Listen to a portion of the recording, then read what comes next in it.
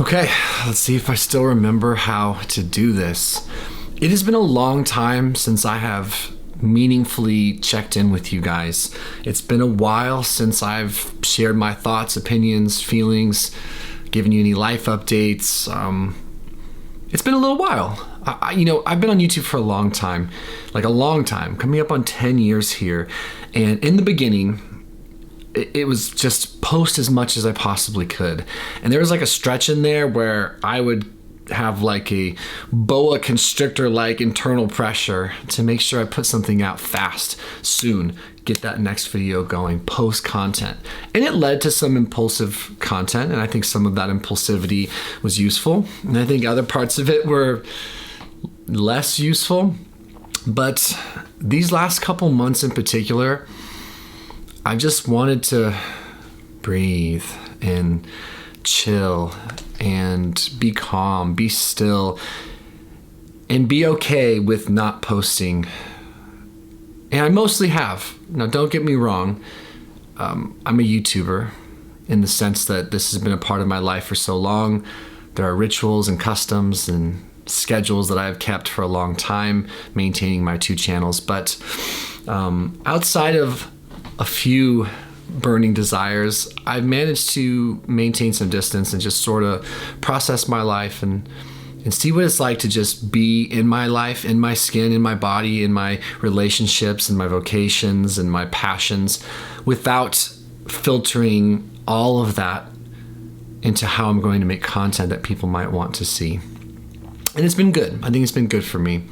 But I think it's been enough time. I think I'm ready to say hi again. As I'm sure you deducted, this video has the potential to kind of go all over the place, but what I wanted to do for those that are inclined to stay and just kick it with me, with that in mind, that this video may be random, we may wander down some rabbit holes, we may take a few steps forward and a couple back.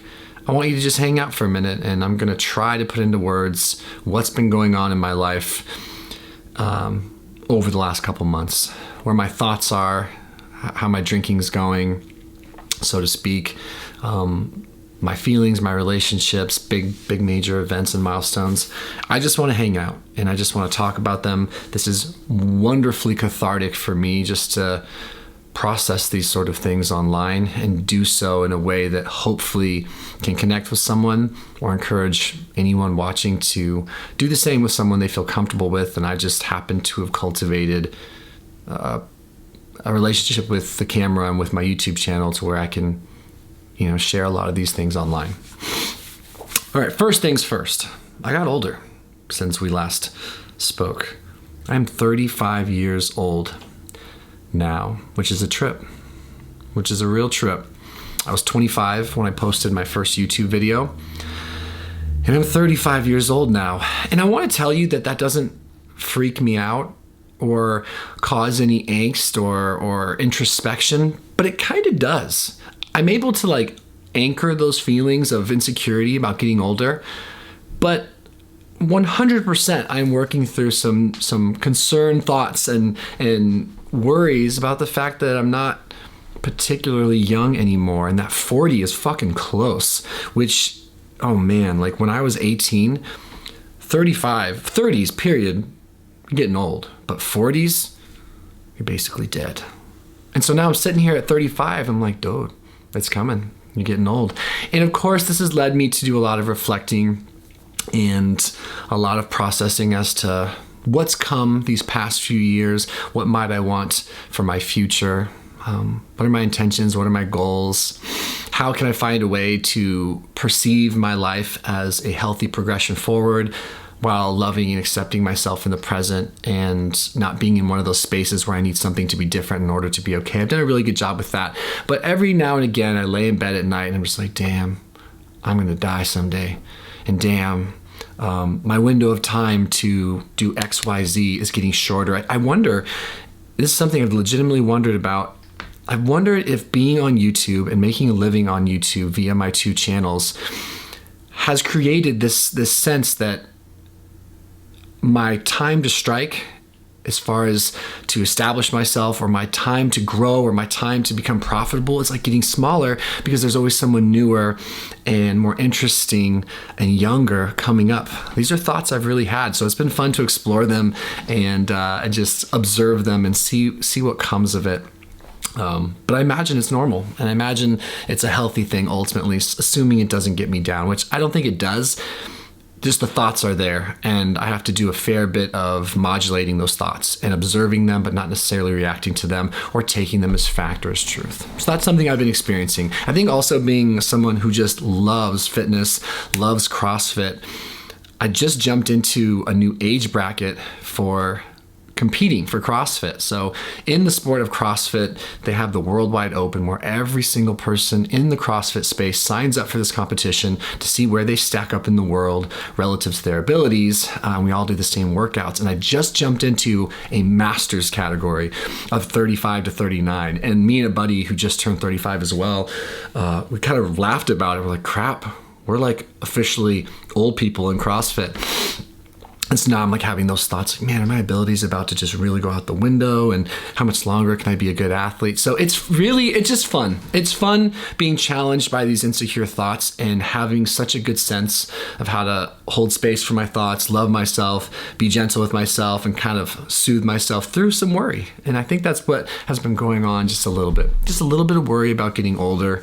And I'm okay with that. I'm okay with that. What else has happened these last couple months since I've been doing my own thing? Let's talk about my mental health, I suppose. I would say these last couple months, my mental health has been pretty darn stable, pretty consistent. And that's something that's really, really important to me. So when I sort of gauge how I'm doing between the ears, a lot of it has to do with a mood scale that I used to use a lot when I wasn't doing well, but still pops into my mind as far as how I determine if I'm okay with how things are going, or if I think I need to make some adjustments, get additional support, and or try some new things, some new lifestyle hacks, some new whatever to make improvements.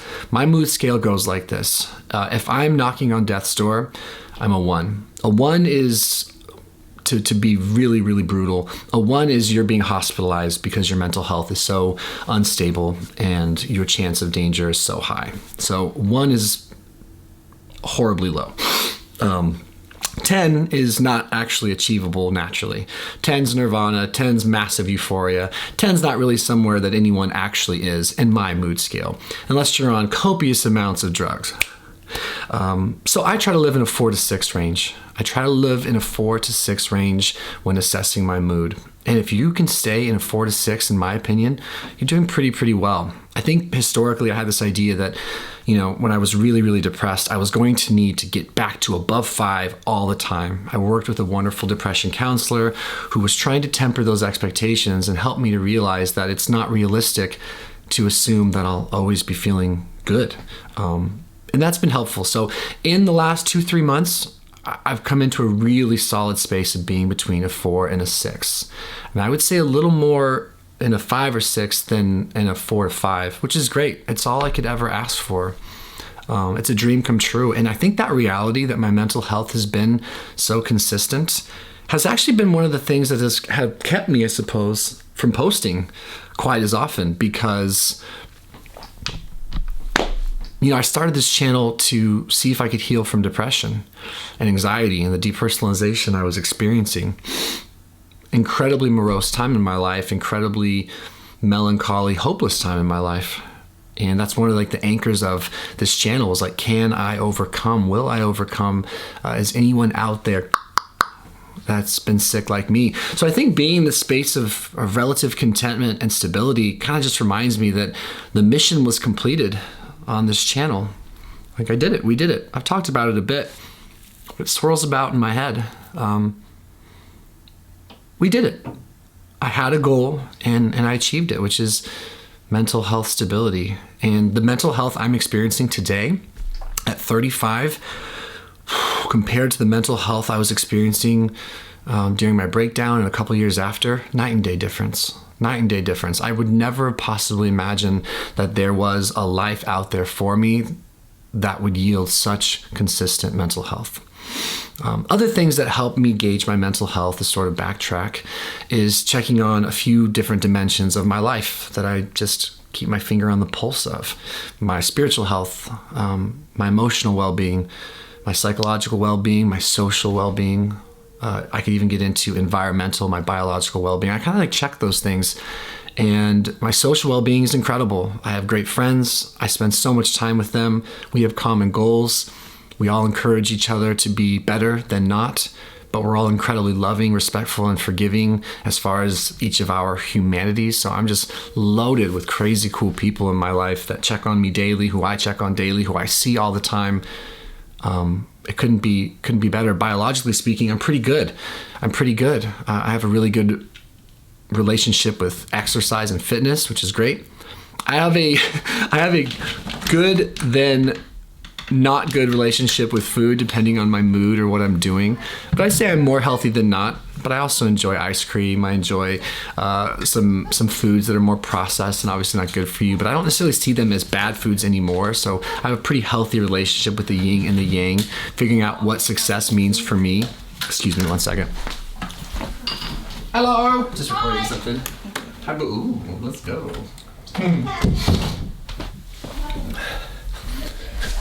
Wifey just got home.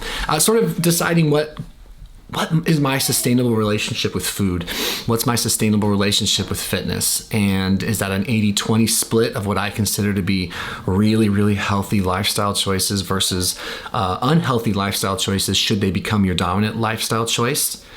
In that, am I eating more seeds, nuts, fruits, and grains, and lean meats, clean meats, vegetables? Am I doing that more often than not? For sure. But do I like throw down on Reese's Pieces and chocolate chip cookies and some ice cream? Hell yeah, I'm doing a lot of that when I want, when I think it's appropriate. So yeah, so biologically speaking, I feel pretty good, which is great. And Jess and I are getting along so well right now, like so well. I'm really happy about that. I'm really, really grateful that her and I are just vibing right now. And we're laughing a lot, and we're pushing each other to be good, and we're supporting each other, and we're so damn kind to each other. One thing my wife and I do better than I could have ever dreamed or hoped growing up is talk, walk, and communicate with respect, regardless of how our mood is impacting us personally. We don't take things out on one another. We don't hurt each other in that way. We're always decent with each other. We're honest, of course, but we're not cruel, we're not loud, we're not passive aggressive. We're comfortable expressing emotions and detailing boundaries when we need it. Like, we're basically the greatest couple in the history of the world. I think that's what I'm trying to say. No, we're doing really well, and she's working on school and she's doing great. She has an incredible charisma and discipline with her schooling. She's a full-time student finishing up her kinesiology degree at Oregon State University. We're both so non-codependent as far as I perceive us, that she lives her life, I live mine, and we share our lives together. I don't need her to be okay. She doesn't need me to be okay. She doesn't have to be doing well for me to be doing well, and vice versa. We put a lot of effort into that over these last couple of years in particular, getting out of a codependent relationship and getting into a far more sustainable, healthy one. It's been good, and it's led to a really, really good space in our marriage. Not without issues, of course, not without hard conversations here and there, but the level of honesty at which we operate going forward and these days is incredible. Like, I know what she thinks because she talks to me about her thoughts. We know how to differentiate our emotions from our thoughts because we're clear about the differences and we talk about them. We both know how to express boundaries. We don't expect the other person to know what we're thinking, what we're feeling, and what we might want. And we're really, really good about deciphering wants from needs. And so if all of this kind of sounds like hokey language, it kind of is if you haven't been exposed to this world, if you haven't been in relationship counseling, if you haven't experienced a fair bit of internal work, perhaps with a therapist, which we've done like hard these last couple of years. And so we're in a really consistent and stable place right now. I'm really happy about that. I love that girl. Never felt more in love than I do right now. And I experience good positive emotion as far as her love for me. So it's good. It's good. It's good. It's good. Let's talk about something that I know a lot of you are curious about, and with good reason, given the history of this channel. Let's talk about my drinking and see if we can have an honest bit of communication about that. So, I had pictured myself and thought to myself that if I'm not sober, 100% abstinent from mood-altering substances, my DOC being alcohol, if I'm not completely sober and abstinent, then I cannot and will not ever be considered a success in any way, shape, or form. I've had a really dreadfully black and white relationship with drink in that particular way. And it's always put a lot of pressure on me. I've idolized those people that I saw who were sober, namely my parents when I was in high school and they got sober.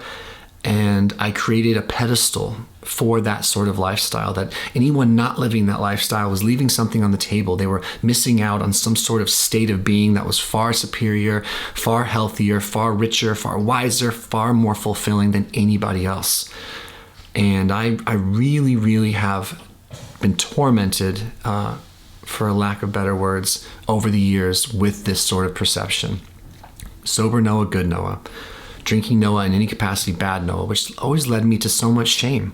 Like so much shame. I can't even tell you guys the despair that I've experienced over this idea that I can't be good, I can't be okay, I can't be healthy, I can't be smart, I can't be successful, I can't be fit, I can't be anything if there's any alcohol going into my system. And some of you know that led me down a journey with that. From checking myself into rehab at 25, just before the breakdown that I had. I checked myself into rehab when I was drinking probably twice a week. I was probably drinking twice a week, but my life wasn't going well and I needed something to blame. And alcohol, the way I was using it, wasn't helping. So my instincts back then, as I reflect with a bit more experience and a bit more wisdom, my insight was decent in that, look, drinking is not serving you. But I don't think that was the primary issue going on in 25-year-old Noah's life. But it was a really, really good be-all, end-all solution. If I ditch the alcohol and commit my life to 12-step work, then everything's going to be okay. And I went back and forth with that for years. Fast forward to these last couple years, once again, I think that, I think a number of things.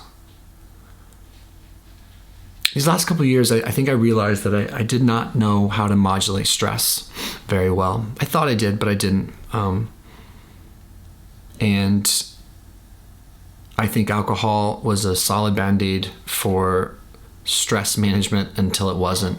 If any of you have ever had any sort of experience with substance, be it weed, cigs, drink, food, porn, drugs, sex, whatever it may be, you know that it's not a problem till it's a problem. And you know that there are rebounding effects to using these sort of things as coping mechanisms for pain and sadness and insecurity, certainly for depression or anxiety. They don't work. They don't make sense. It's not real.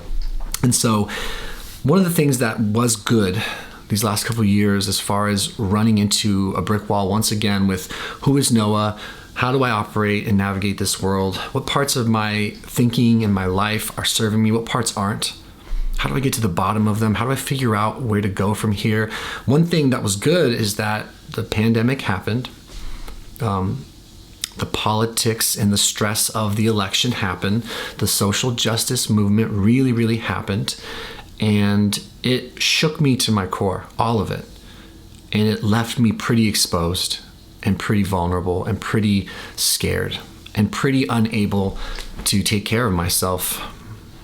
And so I did what I always do when I'm overwhelmed, is I blame alcohol and I start that journey again to get sober, 100% sober, because mind you, up until these last 6, 7 months, 8 months, that's the only way that I can be okay, no matter what. And what ended up being really powerful and profound for me was my treehouse experience. That and the wisdom and recovery work I did, I went to rehab, but what I really went to, aside from that, was very intensive therapy. And in that therapy, I got down to root causes in ways that I never had. I cried about things that I had been repressing and holding back. I learned about PTSD. I learned about the trauma of my childhood. I learned about codependency. I learned about maladaptive behaviors. I learned about myself, and I learned some uncomfortable things about the way I perceived the world and my inability to decipher fact from fiction, my inability to reality test just about anything, to be honest, and my highly emotional nature. I didn't realize how often I was in a fight or flight state. I didn't realize how often I wasn't able to calm myself down and think reasonably and behave reasonably. And I victimized myself a lot prior to my 5 months at Treehouse. I grew in ways that I can hardly put into words. It continues to affect me and impact me in a positive way to this day. Like, I came out of there very much aware of how to set boundaries with people, regardless of whom they are, regardless of the relationship I have with them, how to truly and firmly but calmly and lovingly set boundaries to protect myself. I learned how to not mind read with other people when I was in there. I learned how to not take toxic ownership of other people's feelings, aka I realized and released any sense of responsibility to make anyone feel anything, right? Which is huge. And I learned to love myself and accept myself regardless of circumstance. I developed and cultivated unconditional love. And I never had that for myself. And it still takes work to this day.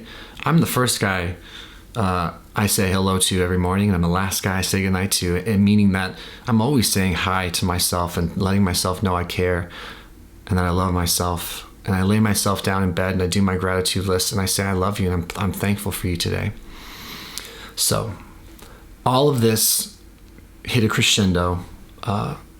I don't know, 10 months. How long was I sober there? I think like 10 months after Treehouse.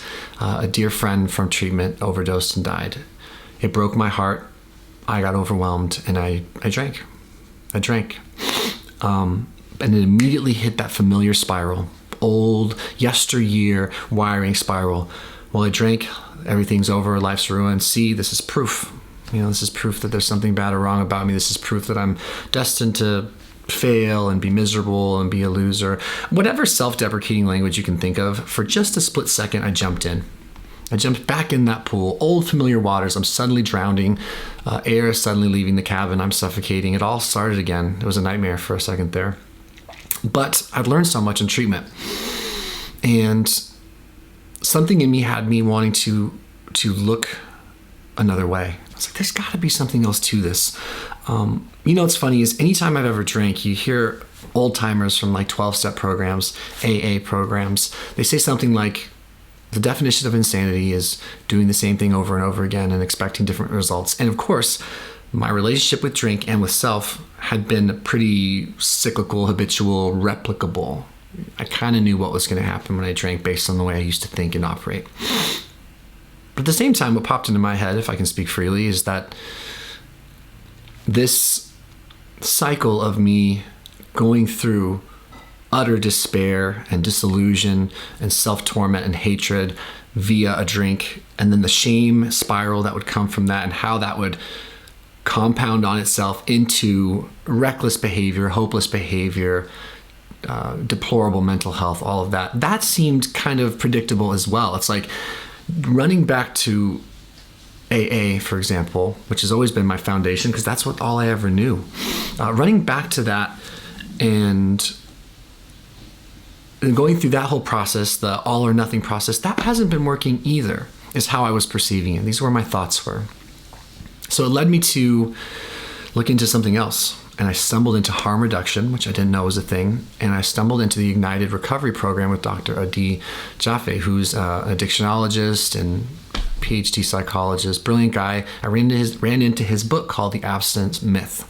The Abstinence Myth. And this book blew my mind wide open. And this long diatribe and this big, huge story leading up to like what's going on with your drinking, I wanted to set the stage for it because this book was the first time I was given any sort of permission to consider a different outcome with alcohol that didn't have to be 100% abstinence in order for me to be considered a success. It just spoke to me. It made sense to me. The calmer I got, the more I anchored my emotions, the more I soothed myself, the more I was willing to at least investigate what this would look like if I could be considered, or consider myself rather, a success without having 100% abstinence as my number one goal. And I just went down that road because what did I have to lose? And that's really where I'm still at. Like, what do I have to lose in going down this road? If it doesn't work, or if it didn't work, and so far I consider it to be working, I consider it to be a success, I'd be right back where I started anyway, is what I was thinking to myself. Be right back to where I started. I could always go back to treatment again if I wanted, if I thought that was the best thing for me. I certainly could try AA again. I've tried it a million times. There's smart recovery. There's tons of different things. I could do the all or nothing approach again.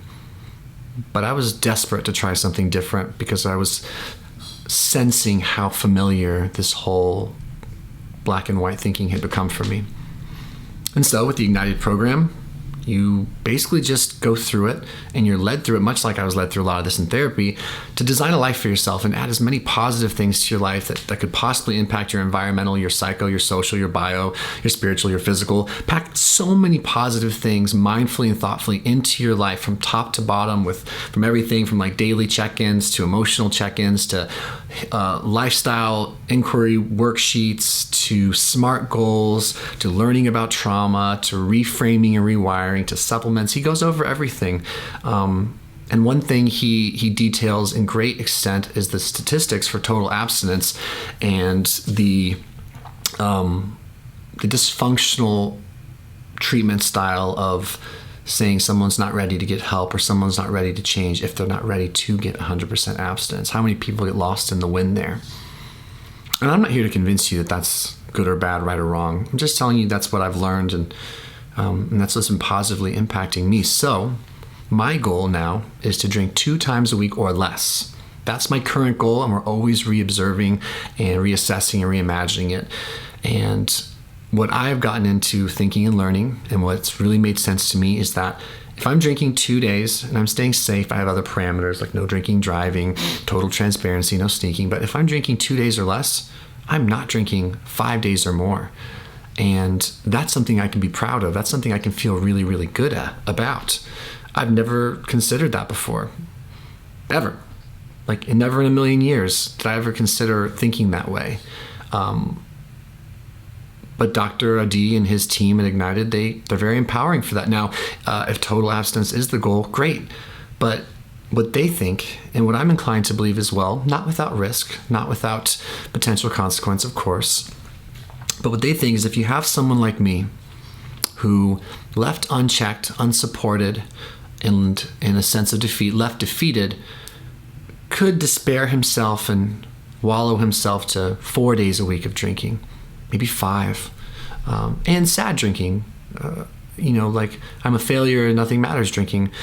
You take a guy like me and you empower me and you really nurture my strengths, you celebrate my wins, you add positive, healthy things in the ways of life that lead to fulfillment and contentment, to say the least. Add all those things and then let me know, hey, and if you drink once or twice this week, you're okay. That's okay. You're still a winner. You're still a successful person.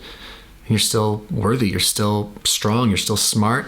You're still charismatic. You're still likable and lovable. You're still successful. You can still achieve your goals. You can still grow. It's so uplifting. And guess what's happened since I've adopted this mindset and dove into the program and found like-minded people in that space? Guess what's happened? My thoughts about alcohol are less than they've ever been. My cravings for them, smaller, a little more unnoticeable than they've ever been. It's like this thing that once seemed like Mount Everest to me, it's just lost a lot of its power. And it's different than it's ever been before. I keep a watchful eye, of course, and it's only been 6 months, but it's impossible for me to deny that in the last 6 months, while working and adopting these principles that I just shared with you and kind of just being okay with this and not thinking it makes me bad or wrong, these last 6 months compared to the 6 months prior, well, the last 6 months of my drinking before going through all the therapy and growing in the ways that I did and having the experiences I had, night and day different. And I'm okay with that. I'm absolutely okay with that. Now, some weeks do I end up with 3? Yeah. Some weeks do I end up with 1? Yeah. And I'm just continuing to love myself through it and not demonize it anymore. For me, for my proclivity for drink and just the way I see the world, it seems to be working for me. And I love thinking that I can be a success. And I wouldn't be surprised if I wandered into longer stretches of sobriety, but I'm just no longer emotionally triggered or impacted in some dark, shameful way about having some drinks. Which, let me be clear, when I drink, it does wander up to be about 10. And so I think that's important to denote. I think some people are always curious about that. I'm not a drink to a blackout sort of state, but if I'm like watching a basketball game or watching the UFC fights with friends or something like that, in the 4, 5, 6 hour stretch that I'm doing that sort of thing, I'm probably getting to 10, maybe 11 drinks, standard drinks, just about every time. I've noticed that. That's kind of like where my brain goes, all right, no muss, switch to water, take your electrolyte tablets, let's move on. And that's just what it is. And I'm okay with that. I don't see that as not being a success at all. I see that as being fantastic. I'm not drinking till I black out. I can tell myself, and I'm able to stop on that number like all the time. It seems to be working for me. Now, I want to be clear as I move on from this. I have had a couple mornings where I'm like, crap, let's be more thoughtful about kind of like a random night of drinking where like someone hits me up and says like, dude, you trying to hang out and party? And I was like, ooh, wasn't going to, and I did. I've certainly had some of those mornings where I was a little bit hungover. I was like, damn it. But I've had far more that were like, hell yeah, no, good job. And the last thing I'll say about the Ignited program, which now is like, this is life for me, this next thing I'm going to share with you. I'm counting my wins and tripling down on them the same as I'm counting my lessons, let's say, my losses. So there's no part of me that now sees a day that I didn't do some really great things that I'm not celebrating within myself, acknowledging and being mindful of. And it's really, really helped me to put into perspective how hard I've been on myself over the years. So that's what's going on right now with my drinking. And what I wanted to say to wrap this up, because it's time, all right? It's been a long ass video. I know, I'm well aware that this idea of not a one-size-fits-all addiction recovery, like this idea that I think of myself as a man who's thoughtfully and mindfully approaching substance that used to be really detrimental in his life, it's not universally accepted. And if you're someone who would benefit from an absolute abstinence, be mindful of that. Take ownership of that. That's great. That's okay. So my whole thing here isn't to condemn absolute sobriety, but rather to create space for all of us in that gray area who weren't holding on to absolute sobriety, to give us a place to live, to give us a place to find success and to move forward. Because there are some people that absolutely should be 100% sober. The reality is, from everyone I met in the 3 rehabs I went to, I drank less than every single person I met there. That's a fact. And that doesn't mean I didn't have a bad relationship with drink.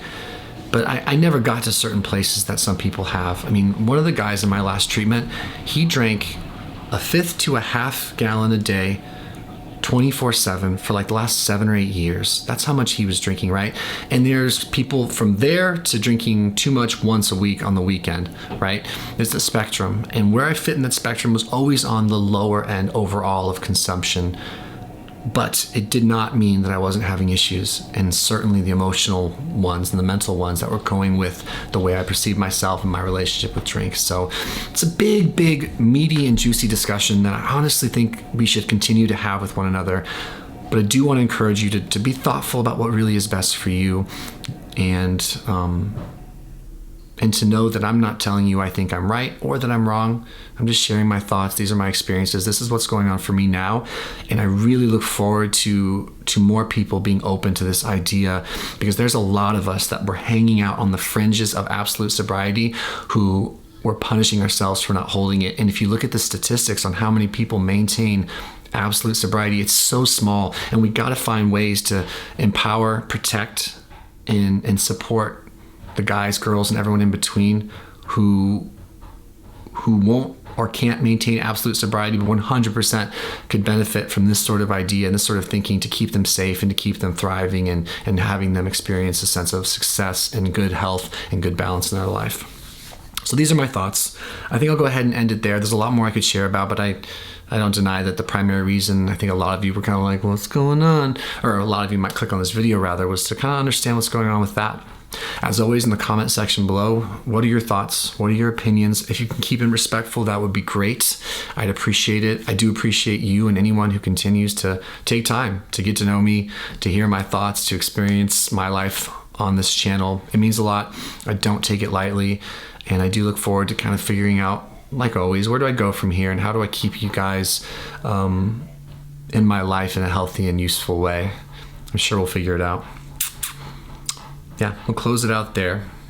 I almost want to bring up some struggles I've had, but I think we're going to I think we'll leave that for another video. I can tell you in short, I've had a couple stretches of some obsession and rumination, but I'm so good at managing and neutralizing them. They haven't been too bad. Just it happens sometimes. I start worrying and start obsessing, and I have to use all my tools and my tricks and my skills and everything to work through them. And my number one priority is to love Noah at all costs and to be myself unapologetically. I think I'm doing a pretty good job at that. I'm experiencing a fair bit of contentment fairly often, maybe all the time, not necessarily happy or sad, but content. Yeah, and I'm rooting for all of you in whatever stage of your life you're at, whether you're 10 years sober, 10 days sober, whether you're like me and you're more of a harm reduction person, no matter what affiliations you have or ideologies you have. I like the idea that more often than not, this can be a safe space for human beings, period. So you're welcome here. I'm rooting for you if you're struggling. I'm celebrating you if you're doing well, because that deserves to be celebrated. We shouldn't hide when we're feeling well. We should shout it from the rooftops. You deserve it. You earn it. You're worth it. And we'll just keep chipping away at this life together, 1 day, 1 hour, 1 minute at a time. I think we can get through whatever we're going through. I promise. We'll see you guys in the next one. Adios.